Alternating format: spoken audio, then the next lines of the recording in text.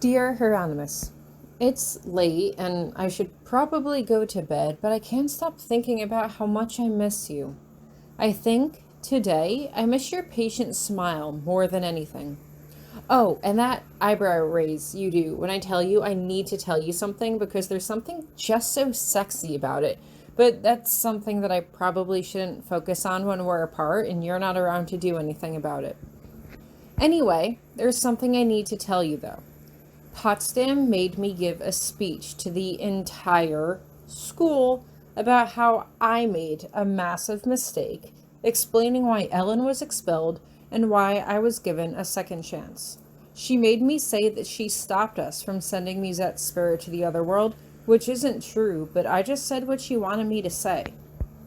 And then, at the end of it, she told everyone that I would be spending every Saturday for the rest of the year giving tutoring sessions with Minnie in the library.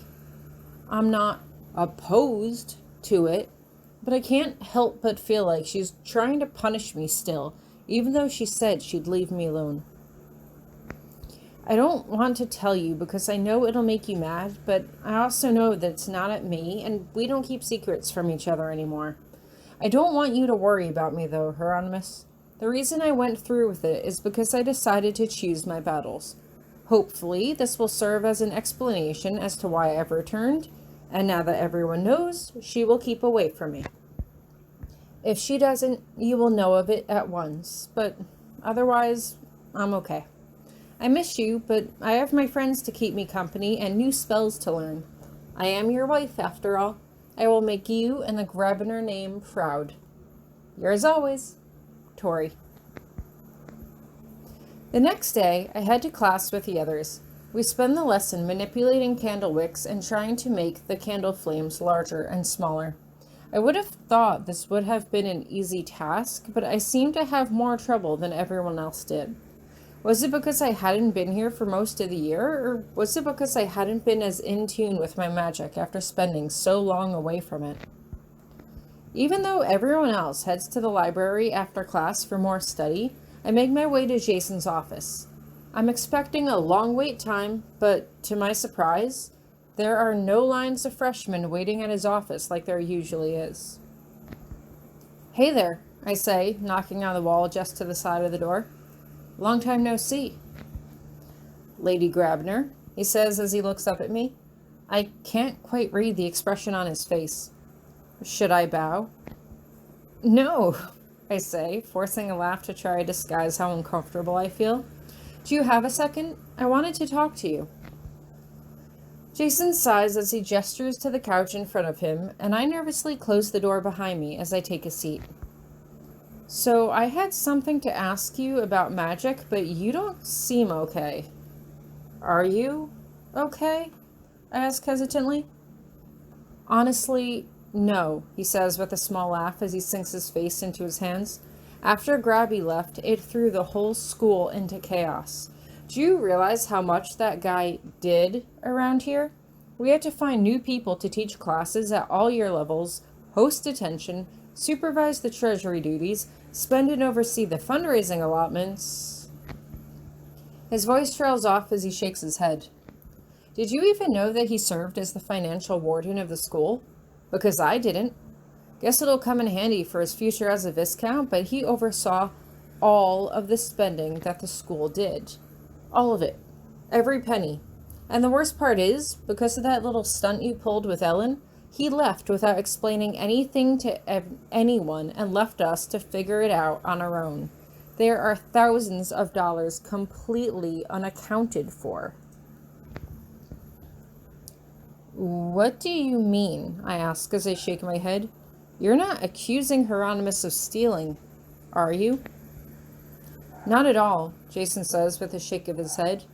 But, as I'm sure you know, Tori, although we run on magic, the school doesn't. There are bills to pay. Lights, water, electricity, property taxes. The school has a budget that it needs to meet, and somehow we're falling short. We might have to hike the tuition rates up over 20% if we want to keep the place running. I honestly can't figure out how Grabby ran things around here, unless he dumped in money from his own pocket to cover the expenses. I pause for a moment as I consider this. Hieronymous might have. He did have his family's wealth to fall back on, but then again, Potsdam was also deep in Aloysius's pocket. Was it possible that they had some sort of financial arrangement that was terminated upon my expulsion? If so, it made a lot of sense why Potsdam suddenly wanted me to come back. We've never talked about it, I say at length, but I do know he did a lot for the school. I think that's why he was so grumpy all the time. It's starting to make a lot of sense, Jason continues, especially after 10 years of this. I'm almost ready to call it quits now. When Potsdam asked me to fill the role, I didn't feel right saying no since 4 other people had already turned her down, but I am in deep over my head. I do my best to give him a strong, supportive smile. Well, I don't know a lot about where the money came from. I know that we did hold several fundraising events throughout the year to help finance things around the school that I helped participate in, but I don't know what Hieronymous did with the money or how much they drew in. I know you'll get a lot of money around Valentine's Day, so that might help a bit. Jason narrows his eyes at me.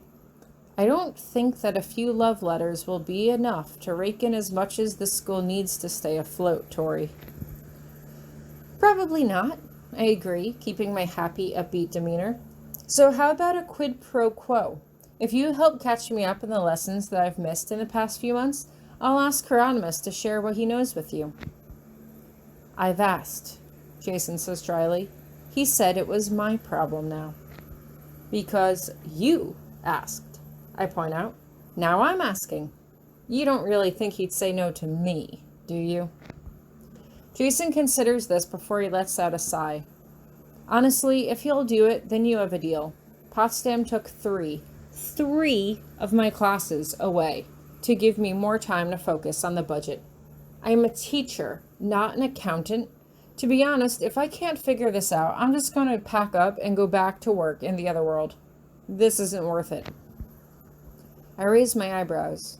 In the other world? What did you do there? I was a different kind of teacher, Jason admits at length. That's all I have to say about that, I think. That's fine, I say pleasantly, but you're a good teacher and everyone around here loves you. If you like being here, I don't want Potsdam to be the one to drive you out. He just shakes his head. So tell me what really happened last year. I've heard a fair bit from Virginia, but the story you gave at the assembly doesn't seem to match up. Trust what Virginia told you, I say immediately. I just said what Potsdam wanted me to say. Ellen and I sent Musette's soul back to the other world with Daniel's help before spring classes ended. Potsdam was watching us the whole time, but she never said anything to us about it. At the end of summer, Ellen knocked me out when I tried to stop her from making a portal to enter the other world, but she went in anyway because she missed Musette. Potsdam expelled her, and then expelled me the next day. Hieronymous officially quit the day after. Jason just shakes his head. Ellen came to me several times last year asking me questions about ghosts and spirits, asking questions she shouldn't be asking. I'm sorry I answered them. If I knew the trouble it would cause... Ellen never told me she spoke with you, I say as I shake my head. But don't blame yourself. This was my mistake.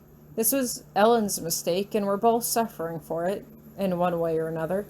I got to keep my magic, but believe me when I say that I didn't get out of this unscathed. I believe that, Jason agrees. You do seem to find yourself in a fair bit of trouble, Tori. I really do hope you'll kick the habit, at least for the next few months. I plan to, I tell him firmly. I don't know if it's just bad luck or what, but ever since I discovered my magic, I just feel like bad things have been happening to me left and right. The year before I came to Iris Academy, I found out that my father was having an affair and my best friend died. Then I get to school and this demon keeps asking me out and won't take no for an answer. Then, in January, I tried to save Hieronymous from his madness and ended up getting married to him. Then the whole school found out that we were married, and Potsdam spent every free moment she had encouraging me to convince him to make it a real relationship. Summer was normal enough, but then the Saturday before classes started, Damien wiped my memories. I spent the whole year slowly losing my mind, and then that summer I was kidnapped and dragged into the other world by Grabiner Sr. Then Daniel came, and summer was okay, but the fall was really stressful dealing with the drama between Hieronymous and his father in Potsdam, of all people. Then, after we came back from Christmas break, all the drama with Ellen and Musette started, and then that incident with Keo. My voice trails off as I shake my head. I just can't seem to catch a break. Jason sighs as he shakes his head. That's some tough luck, kiddo. I wish I could tell you that things will get easier, but I think you already know by now that those words don't mean anything. I'll keep my fingers crossed for you, though, all right? Thank you, I say as I smile back at him. So I should probably get back to my room and write Hieronymus a letter asking for help. The sooner he says yes, the sooner you can stop stressing out so much, and then we can begin my study session. Works for me, Jason says with a nod of his head, and I get up and head towards the door. Oh, and Tori? I spin around and wait for him to continue. It's good to see you again. I can't help but beam at him. You too, sir. With that, I turn around and head back to my room to prepare my letter to Hieronymus.